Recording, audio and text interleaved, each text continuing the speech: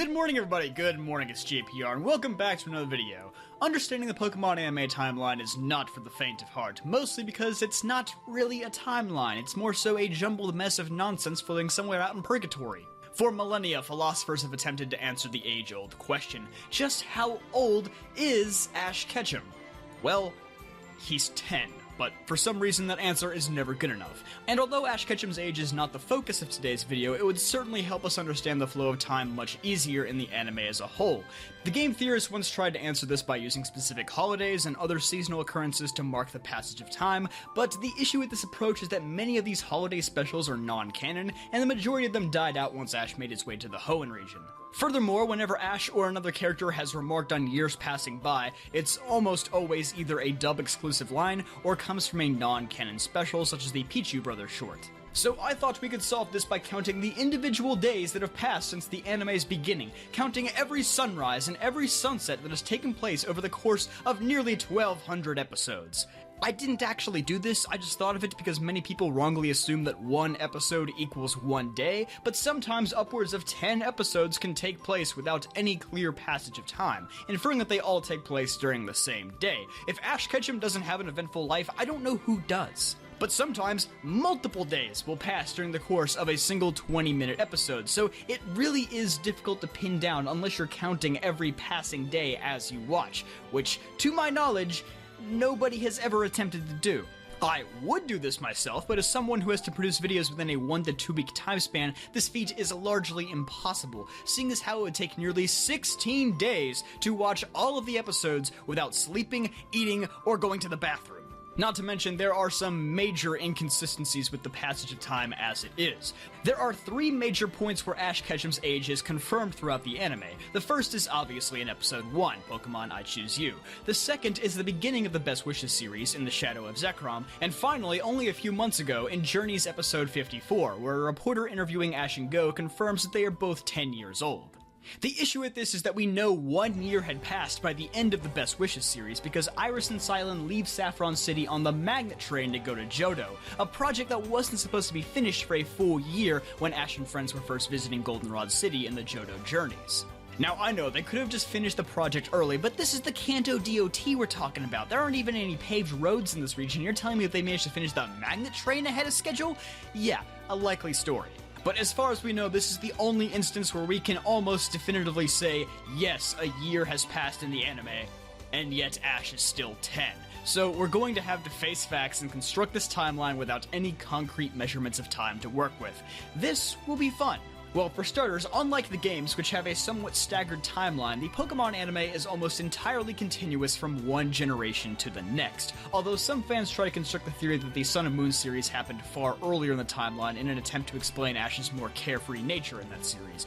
Ultimately, that was proven to not be the case. Ash's progression from region to region is incredibly straightforward. Nothing in this anime happens out of order. He went from Kanto to Johto to Hoenn to Sinnoh to Unova to Kalos to Alola, just as you might expect. However, although there are 7 different series of the anime, we could actually break the overall timeline down into only 4 parts. Part 1 consists of the original series, Advanced Series, and Diamond and Pearl, as they all flow from one to another very neatly with no clear breaks in Ash's journey. As soon as Ash returns home from the Johto League Conference, he heads to Hoenn the next day, and he does the same thing later, heading straight to Sinnoh after his Battle Frontier journey was over. It's also worth noting that the Pokemon Chronicles side series occurs during Part 1 as Ash is beginning his travels in the Hoenn region. One particular episode focusing on Team Rocket titled We're No Angels happens directly after the 4th Advanced Series episode where Ash captures his Tailo. So that's all you need to know about Part 1. It is the longest part, spanning roughly 660 episodes in more than 13 years. If I had to come up with a catchy title for this part, I would simply call it the Continuity Era, since things were very neatly tied together back then. There is then an undisclosed amount of time that passes between the end of Diamond and Pearl and the beginning of Best Wishes. Could be a few days, could be a few months, but I guess it was long enough for Ash to forget almost everything about being a competent trainer. At the end of Best Wishes, Ash once again sets off to the next region on the following day, so Part 2 consists of Best Wishes and XY. And the Mega Evolution side series if you want to get picky about it, which ties into Ash's journey by XY episode 94, or the first episode of X, Y, and Z. Part 2 is roughly comprised of about 300 episodes and is basically a more condensed, sped up version of Ash's ascent from a rebooted rookie trainer to a near Pokemon League champion. Because of that, I think the title of the reboot era is most fitting for Part 2.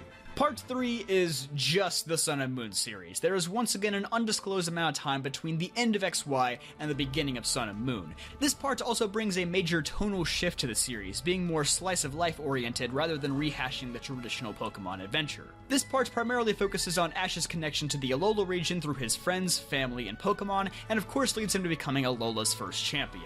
At the end of the series, there is another break before the beginning of Pokemon Journeys, so the Alola region stands alone.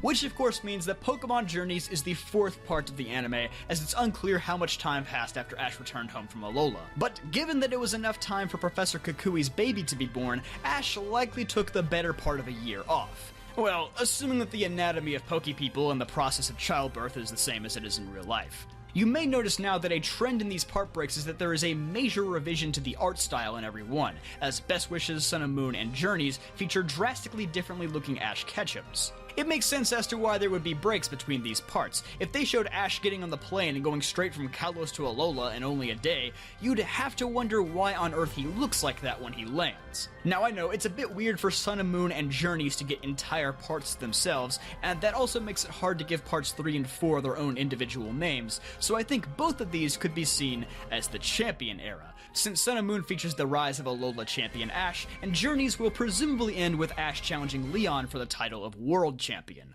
So that's that. 8 regions, 7 series, remember Kanto and Johto are combined, and 4 parts. Easy enough to remember, right? Well, don't get too comfortable because we still have to discuss the alternate timelines. Now, you may be familiar how in the game universe there exists a separate timeline where Mega Evolution exists, apart from the original timeline where it did not. In the anime, there is no Mega Evolution timeline. It simply wasn't discovered or researched until recently, and yes, Mega Evolution still exist into the current series, even though they aren't in the Sword and Shield games. But there are alternate timelines relating to non-canon material and the new movies. Let's start with the non-canon timeline. This is where most of the post-Diamond and Pearl movies fall into, including the Dual Victini movies, Kyurem vs. the Sword of Justice, Diancie and the Cocoon of Destruction, Hoopa and the Clash of Ages, and Volcanion and the Mechanical Marvel, since all these movies have material that contradict events in the main anime. But it's clear that these movies more or less follow the same progression as the main timeline. Also, if you notice, the 16th movie, Genesect and the Legend Awakened, is the lone movie from Part 2 that is proven to be canon, so it's excluded from the lower timeline. The non-canon timeline also features the various shorts and specials that don't tie into the anime, so Pichu Brothers, Pikachu's Vacation, the holiday specials, all that stuff. The 22nd movie, Mewtwo Strikes Back Evolution, a CGI remake of the first movie, I'm assuming also goes here. Not that it really matters, it's largely the same movie, but with enough minor differences that you could separate them. And finally, we reach the alternate universe timeline. This timeline includes 3 of the last 4 movies, beginning with 2017's Pokemon I Choose You. Essentially, the beginning of the movie is a retelling of Ash's first day as a Pokemon trainer, but branches into an alternate reality when this time Ash obtains the Rainbow Wing from the Ho-Oh that flies overhead. While Ash does continue to compete in gym battles and catch Pokemon similar to how he did in the main series, his main goal here above all else is to find the Ho-Oh that he saw that day.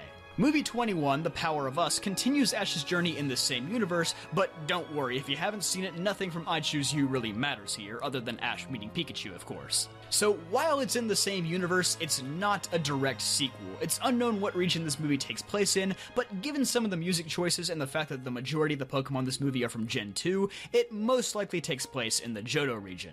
The newest movie, Secrets of the Jungle, also takes place in this universe, but similar to The Power of Us, its story is independent of everything else that's happened in it.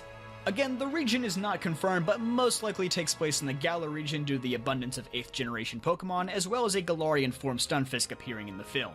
But basically, there is very little that we know about the timeline of the alternate universe because all the movies are independent of each other. All we really know is that when you see the slash through the symbol on Ash's classic hat, it's the alternate universe. And to be honest, that's all you really need to know. I assume the main reason why this alternate universe exists in the first place was because it may have been challenging to create movies in the Sun and Moon series, which is more slice-of-life oriented, and I'm sure it didn't help that all 3 of the XY movies performed absolutely horribly at the Japanese box office. More than likely they're just keeping it up now because it's easier to build a story around just Ash and some other original characters as opposed to having to fit in all of Ash's friends and the progression of his story, because those things barely mean anything in these movies to begin with. Honestly, since the the movies haven't been canon in forever anyway, I'm totally fine with it. I think the alternate universe has proven itself capable of giving us more impactful, self-contained stories, rather than just 2 or 3 legendaries fighting for an hour and a half, which is basically what the movies on the original timeline had devolved into by the end of Best Wishes. So that is the oversimplified gist of it. You have the main timeline divided into 4 distinct parts, some with multiple series happening at the same time. You have movies just kind of chilling wherever they need to on the non-canon timeline, and then the alternate universe timeline where just about anything can happen. So, there you have it. If you didn't know, now you know. Thanks for watching today's video. Be sure to leave a like if you enjoyed, and subscribe if you haven't already. I'll see you guys next time.